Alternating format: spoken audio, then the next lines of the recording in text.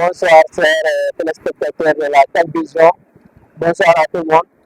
Bon, je suis Mamadou Lamine Bado, étudiant au ben, disons, maître en géographie, spécialité géomorphologie du littoral. Voilà, comme vous le constatez, aujourd'hui nous sommes là dans le cadre de l'érosion côtière. Donc, pour parler de l'érosion côtière à Kafountine. Avant d'entrer dans le but du sujet, nous allons un petit peu voyager et faire le général de l'érosion côtière. Donc, nous ne serons pas de l'érosion côtière, il faut retenir que tout débute au niveau du réchauffement climatique. Nous tous, nous savons qu'actuellement, il y a ce qu'on appelle le réchauffement climatique, qui est dû à l'émission des gaz à effet de serre. Donc, ces gaz à effet de serre qui sont émis par l'homme, donc, disons, ces gaz à effet de serre ont gâté la couche de zone. C'est pourquoi nous recevons directement, bien, disons, des rayons ultraviolets très intenses, parce que la couche de zone est fragile. Tout est causé par l'émission de gaz à effet de serre qui est due à l'homme. Voilà. C'est le réchauffement climatique. Cette chaleur que nous recevons font les glaces, donc les montagnes de glace qui se trouvent au niveau de l'Arctique et de l'Antarctique. Donc, entre les deux bouts du globe terrestre. Nous savons qu'au niveau de ces deux bouts du globe terrestre, il y a des montagnes de glace qui s'y trouvent. Voilà. Avec le réchauffement climatique, ces glaces fondent et vont remplir l'océan. Donc, il y a une élévation du niveau de l'océan, ce qui va impliquer directement, bon, disons, ce qui va donner des conséquences au niveau des côtes, parce que quand il y a une élévation du niveau de la mer, cette eau, donc, cette eau va se déverser directement sur les continents, va continuer à pénétrer au niveau des continents. Donc, en guise de, bon, disons, en ramasser, c'est ce qu'on peut retenir tout d'abord avant de parler de l'érosion côtière. Maintenant, cette érosion côtière, disons, est différente d'un lieu à un autre, donc d'une localité à une autre. Les littoraux mobiles sont plus fragiles de cette érosion côtière, puisque ce sont des littoraux qui sont constitués de sable. Donc, ces littoraux sont différents de ceux qui sont, comme disons, celui de la presqu'île du Cap-Vert, qui est russeux, qui est résistant, disons, parce qu'il y a des roches très dynamiques, très dures.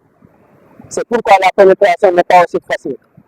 Maintenant, ici, ce que nous constatons de façon générale, disons, il y a un recul à moins de 1 à 2 mètres par an, d'après le rapport de WACA 2023. 2021, autant pour moi, il y a un recul de 1 à 2 mètres des côtes de l'Afrique du centre et de l'Afrique de l'Ouest. Nous tous, nous savons que les littoraux sont très peuplés. Le rapport même de l'ANSC de 2023, donc 2014 autant pour moi, montre qu'au Sénégal, il y a 13 millions d'habitants, soit 58% de la population qui se trouve sur le long des côtes. Donc, pourquoi je parle de ça? C'est pour montrer en quelque sorte la fragilité de nos littoraux. Parce que ce sont des littoraux qui concentrent peu de personnes. Et toutes les activités se trouvent au bord de la mer. 90% des activités se trouvent au bord de la mer. Et aussi, les littoraux, donc disons, il y a beaucoup d'actifs sur notre côte. Le rapport de l'ANSD a montré, de Waka autant pour moi, de 2023, a montré qu'il y a 600 000 actifs dans le secteur de la pêche. Donc, si je vous parle Cela, c'est juste pour vous montrer la forte concentration de la population sur la côte. Non seulement la côte est fragile du fait de sa composition étant meuble, il y a en plus une forte concentration des activités et une forte concentration des personnes. Donc, si nous revenons sur notre littoral qui nous concerne, sur ce qui nous concerne directement, qui est le littoral de Kafountine, ce littoral est le témoin d'une forte érosion. Je pense que ça ne demande même pas d'être un spécialiste ou d'être aussi fort ou un scientifique pour constater le dégât. Nous voyons carrément qu'il y a une forte érosion des falaises et des micro-falaises. Et même des bâtiments qui sont dans l'eau. Voilà. Il y a une forte érosion qui est là, que nous constatons ici à Kafountine. Et si rien n'est fait, ça sera une catastrophe totale. Voilà, j'ai réalisé quelques cartes donc, pour montrer l'évolution du trait de côte de Kafountine. J'ai réalisé des cartes par la plateforme Digital Earth Africa de 2000 à 2022. Maintenant, cette évolution a montré qu'il y a en moyenne 0,32 mètres par an de recul. Donc, d'après ces études.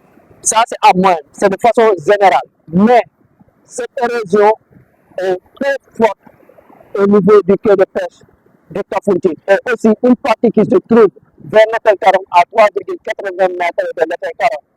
Ce sont ces parties-là, si c'est à noter ou c'est à colorer, je peux dire que ce sont des parties rouges de l'érosion côtière ici à Kafountine. Parce qu'en moyenne, il y a un recul, surtout au niveau du quai de pêche, il y a un recul à moins de 3 mètres par an, d'après la carte que j'ai réalisée. Donc, je pense que même en observant, eh bien, celui qui est celui qui connaît très bien le quai de pêche de Kafountine peut en témoigner. Et aussi une partie, une mince bande qui se trouve à 3,80 km de mètre carré. Là aussi, il y a une forte érosion qui est à 4 mètres par an. Et maintenant, les impacts de cette érosion côtière à Kafountine sont énormes. Et si on peut lister cela par catégorie, nous pouvons donner pour le secteur, disons, du point de vue sur l'environnement, les impacts environnementaux sont énormes. Nous savons tous qu'il y a une partie très importante qui est au niveau du sud du littoral de Kafountine, là où il y a la RN de Kassel. Il y a la zone tampon de Kalissaï. Donc, c'est une niche écologique. C'est là où viennent prendre les tortues marines et autres. C'est aussi la zone de repos de certains oiseaux et de certaines espèces qui s'y trouvent.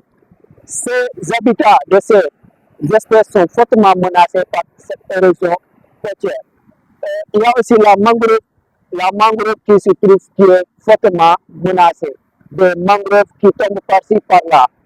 Donc, des arbres aussi qui tombent les uns après les autres. Et même les bandes,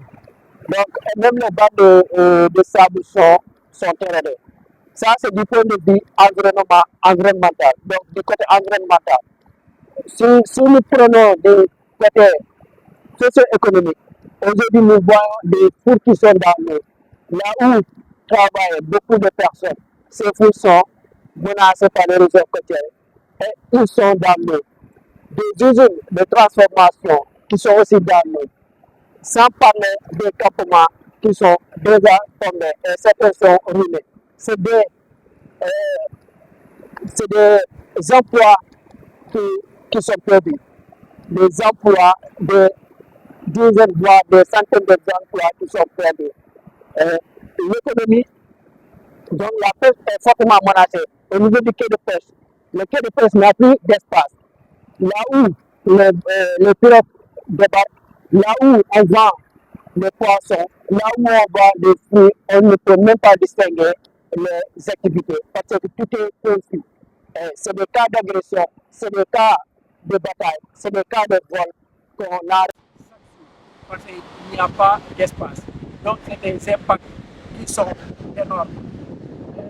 Aussi au niveau, disons, au niveau du tourisme, là aussi,